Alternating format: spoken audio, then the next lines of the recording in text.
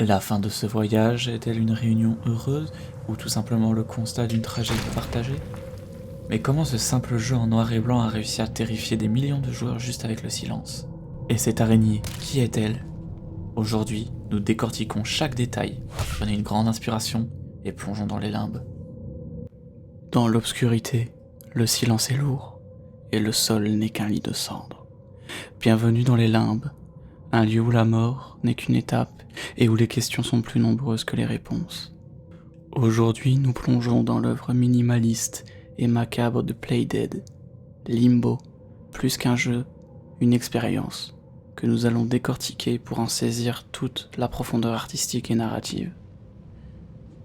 Notre analyse examinera comment ce titre indépendant, sorti en 2010, a redéfini le genre du jeu de plateforme, s'appuyant sur 3 piliers essentiels: son esthétique monochrome, son gameplay de type essai et meurt, et les théories qui entourent son histoire délibérément ambiguë.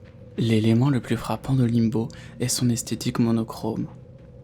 Le jeu est entièrement rendu en noir et blanc, avec un effet de grain qui évoque les vieux films d'horreur expressionnistes.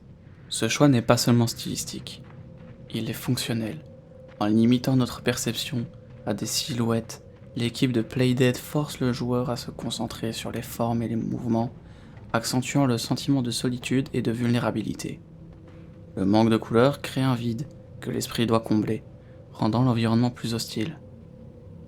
Sur le plan sonore, Limbo se distingue par l'absence quasi totale de musique conventionnelle.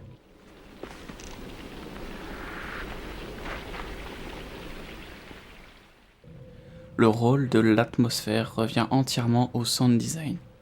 Les bruits d'ambiance, le vent, le craquement du bois, le grincement du métal sont amplifiés et servent de signaux narratifs ou de mise en garde.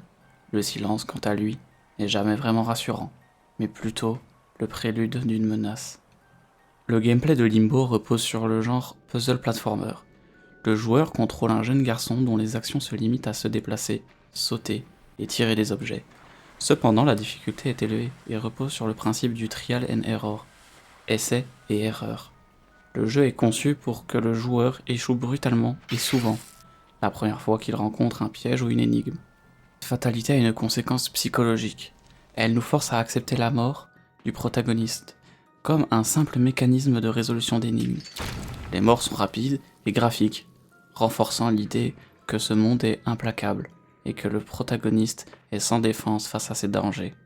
Qu'il s'agisse de créatures comme l'araignée géante ou de pièges mécaniques, le sentiment de soulagement qui suit la résolution d'une séquence n'est pas lié à la gloire, mais au simple fait d'avoir survécu à une épreuve de plus. Le récit de Limbo est délibérément minimaliste et ouvert. Le seul objectif explicite est la recherche de la sœur du protagoniste.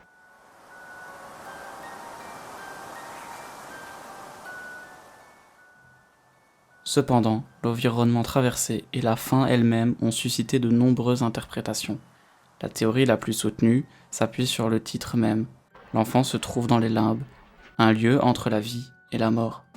Dans cette optique, les créatures et les obstacles rencontrés sont les matérialisations de peur et de traumatisme. La fin où le garçon retrouve sa sœur n'est pas forcément une réunion heureuse. Beaucoup y voient la confirmation que les deux enfants sont morts, et que ce voyage n'était que le dernier souffle de leur conscience. Une tentative d'accepter l'inévitable. L'ambiguïté de la conclusion est en réalité le point culminant du design du jeu. L'analyse finale et l'émotion sont laissées entièrement à la charge du joueur.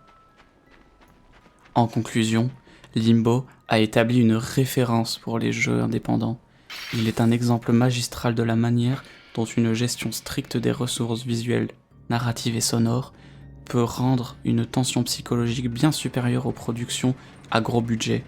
C'est un jeu qui prouve que l'émotion et l'horreur ne nécessitent pas de couleurs, mais simplement une atmosphère impeccable et un concept fort qui oblige le joueur à remettre en question son environnement. Je serais très intéressé de connaître vos interprétations de la fin de Limbo. Laissez votre théorie dans les commentaires ci-dessous. Si cette analyse vous a été utile, n'hésitez pas à vous abonner. Si le concept de décrypter des jeux, que ce soit par leur design, leur sound design et autres, vous plaît, je vous laisse marquer dans les commentaires un jeu que vous souhaiteriez que j'analyse. C'était Token. Merci à tous d'avoir suivi la vidéo. Ciao.